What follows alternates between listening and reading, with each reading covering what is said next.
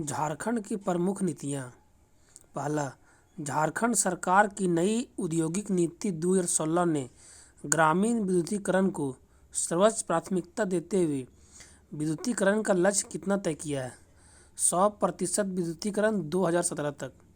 दूसरा, झारखंड सरकार की 2016 औद्योगिक नीति के लागू रहने की विधि कितनी है? 5 वर्ष।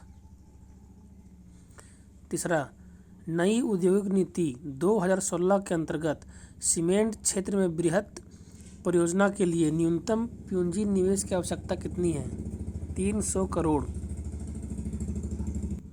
चौथा, 2008 की विस्थापन एवं पुनर्वास नीति के अनुसार राज्य स्तरीय विस्थापन एवं पुनर्वास परिषद की बैठक कम से कम कितनी बार होनी चाहिए?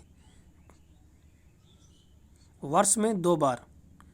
पाँचवा, पब्लिक प्राइवेट पार्टनरशिप परियोजना के लिए जमीन के अधिग्रहण के वास्ते कितने प्रतिशत लोगों की स्वेच्छा का प्रावधान पुनर्वास एवं विस्थापन अधिनियम 2013 के तहत किया गया है? 70%।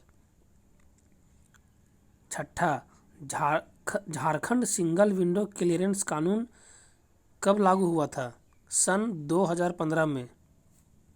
सातवां, निम्नलिखित में से किस नीति के तहत झारखंड ने राज्य में मोमेंटम झारखंड नामक गतिविधि का आयोजन किया? औद्योगिक नीति 2012 के अनुसार। आठवां, निम्न में से किस नीति के अंतर्गत सरकार द्वारा जिला स्तर पर भूमि बैंक का निर्माण करना सुनिश्चित किया जा रहा है? औद्योगिक।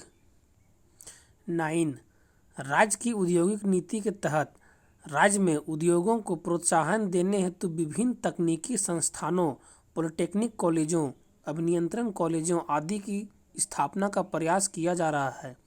इन संस्थानों में राज्य के निवासियों हेतु कितनी प्रतिशत सीटें आरक्षित करने का प्रावधान इस नीति के तहत किया गया है? 25%। 10, झारखंड में औद्योगिक नीति के तहत सरकार आर्थिक क्षेत्र का गठन करना चाहती है ताकि औद्योगिक निवेश को प्रोत्साहित किया जा सके। इस उद्देश्य हेतु राज्य के किस स्थान पर ऑटोमोबाइल के विकास हेतु विशेष आर्थिक क्षेत्र प्रस्तावित है? आदित्यपुर में। 11, विस्थापन एवं पुनर्वास नीति के तहत कम से कम किस स्तर तक के अधिकारी को विस्थापन एवं पुनर्वास प्रशासक के रूप में नियुक्त किया जाएगा? उपायुक्त। 12, विस्थापन एवं पुनर्वास नीति के तहत सामाजिक प्रभाव मूल्यांकन की स्वीकृति के कितने दिनों के अंदर किसी क्षेत्र को प्रभावित क्षेत्र के रूप में घोषित किया जाना अनिवार्य है? 15 दिनों के अंदर।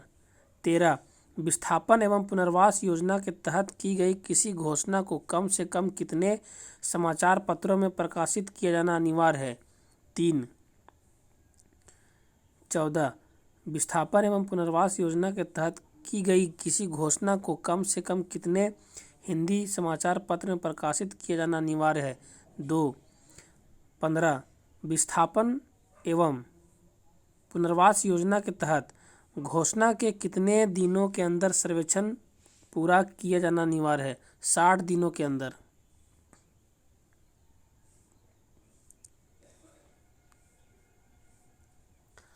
सोलह,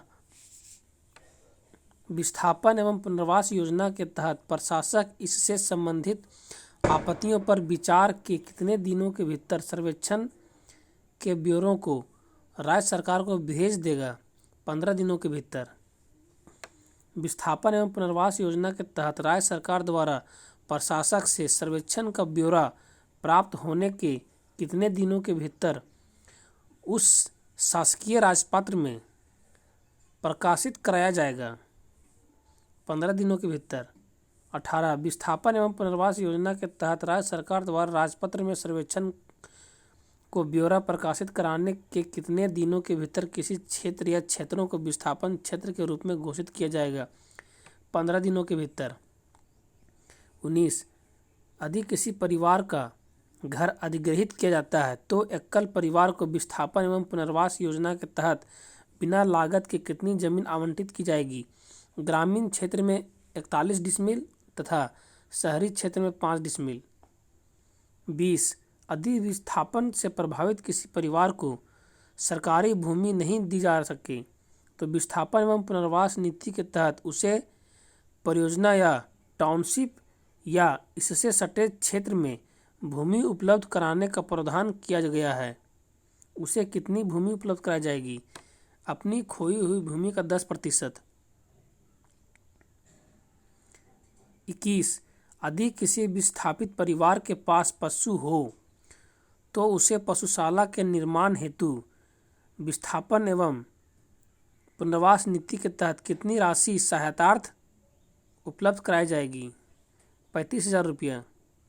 यदि किसी विस्थापित परिवार के पास पक्की दुकान या गुमटी है जिससे वह व्यवसाय करता है तो विस्थापन एवं पुनर्वास नीति के तहत उसे दुकान के निर्माण हेतु एकमुश्त कितनी राशि उपलब्ध कराए जाने का प्रावधान किया गया है?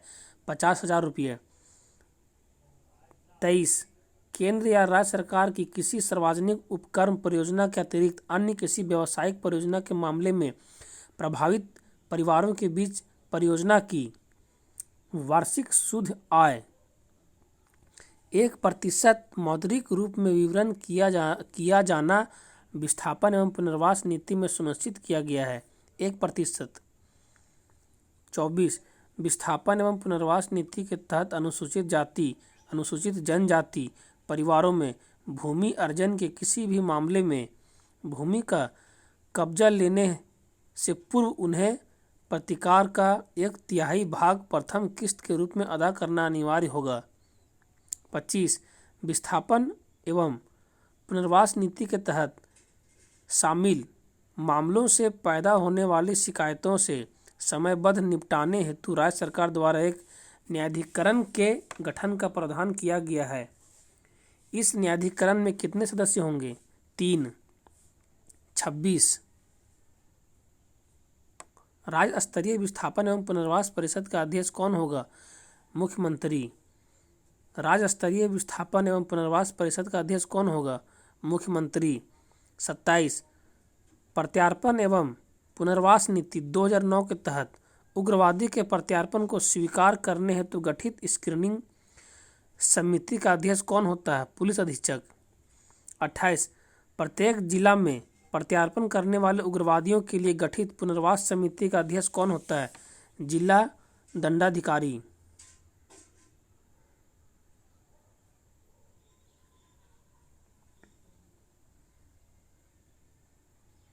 29 प्रत्यार्पण एवं पुनर्वास नीति 2009 के तहत कितनी राशि पुनर्वास अनुदान के रूप में प्रदान किए जाने का प्रावधान किया गया है? 2.5 लाख रुपया। 30 प्रत्यार्पण करने वाले उग्रगाही द्वारा रॉकेट लॉन्चर या LM का समर्पण करने पर पुनर्वास अनुदान के अतिरिक्त कितनी राशि देने का प्रावधान प्रत्यार्पण एवं पुनर्वास नीति ने किया है? 1 लाख। 31 प्रत्यार्पण नीति के तहत दी जाने वाली पुरस्कार राशि को उग्रवादी संगठन में स्थान के आधार पर कितनी श्रेणियों में विभाजित किया गया है? 10। 32 झारखंड की स्थानीयता नीति के तहत नीति की घोषणा के अगले कितने वर्षों तक अनुसूचित क्षेत्रों में राज्य के तृतीय एवं चतुर्थ वर्गीय पदों को स्थानीय लोगों के लिए आरक्षित कर दिया गया है? 10 वर्ष के लिए। 33 स्थानीयता नीति के तहत झारखंड राज्य का अस्थायी निवासी के रूप में मान्यता के लिए कितने शर्तों में से किसी एक को पूरा अनिवार्य?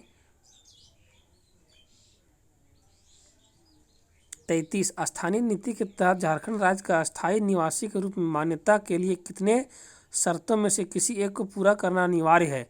6 को। 34 झारखंड राज्य की पर्यटन नीति कब घोषित की गई है? 2015 में। 35 झारखंड राज्य में किस वर्ष खाद्य प्रसंस्करण नीति की घोषणा की गई है? 2015 में। 36 झारखंड राज्य में किस वर्ष निर्यात नीति की घोषणा की गई है? 2015 में। 37 झारखंड राज्य में किस वर्ष स्टार्टअप नीति की घोषणा की गई है? 2016 में। 34 झारखंड राज्य की पर्यटन नीति कब घोषित की गई है? 2015 में। झारखंड राज्य में किस वर्ष खाद्य प्रसंस्करण नीति की घोषणा की गई है? 2015 में। झारखंड राज्य किस वर्ष निर्यात नीति की घोषणा की गई है? 2015 में। 37 झारखंड राज्य में किस वर्ष स्टार्टअप नीति की घोषणा की गई है? 2016 में। 38 झारखंड राज्य की स्टार्टअप नीति के अंतर्गत 10 प्रतिष्ठित संस्थानों को इनक्यूबेशन सेंटर खोलने हेतु प्रति संस्थान कितनी राशि उपलब्ध कराने का प्रावधान किया गया है? 50 लाख। 39 राज्य की निर्यात नीति के तहत देश के कुल निर्यात में राज्य की हिस्सेदारी को वर्ष 2019 तक 2% तक लाने का लक्ष्य निर्धारित किया गया है। 39 राज्य की निर्यात नीति के तहत देश के कुल निर्यात में राज्य की हिस्सेदारी को वर्ष 2019 तक 2% तक लाने का लक्ष्य निर्धारित किया गया है। Thank you. Subscribe my channel.